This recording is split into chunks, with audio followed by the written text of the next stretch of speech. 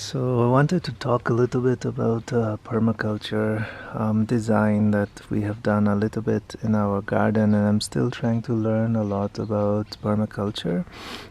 Mostly reading a lot about Bill Molson and Jeff Lawton and all the principal ideas that they have incorporated in their own gardens and farming, but also teaching around the concept.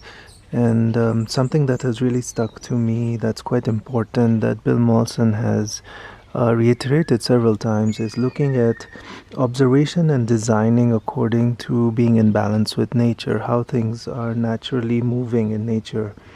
So as you can see here, we have a bird bath, and what we had observed is we had another bird bath here on the tree, which I've taken down, as you can see.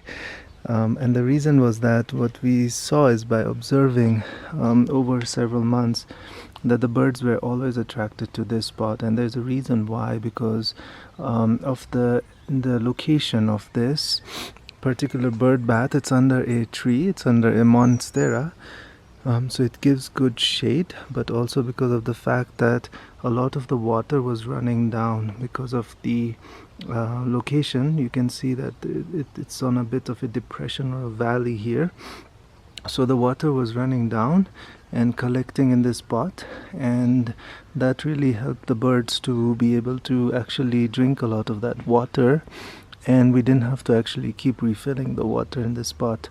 So secondly, what we also observed was that this particular location attracted a lot of insects because of the water depositing here.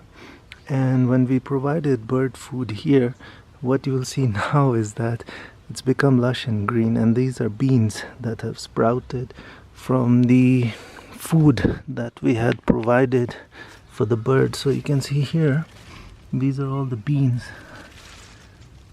These are all the beans that we had provided for the birds to feed on, and with the rains coming, they have actually sprouted up as bean plants. So as per the principle of permaculture, what we are going to do is really leave this alone, let nature do its work, let the birds continue to feed here, eat the beans here. We will try to harvest some of the beans for ourselves, but this is more meant for letting the birds be happy, be in nature here in this location, keep feeding off this and being provided with water through nature, through the rains that have come now. The second thing that's also quite key for us is that when the birds are happy being fed over there, we see that they don't normally come into our vegetable garden and feed on our tomatoes or strawberries. So that's been a really good success, and that's really being in balance with nature, not really fighting the birds, but rather working them as allies, and letting them be happy as well.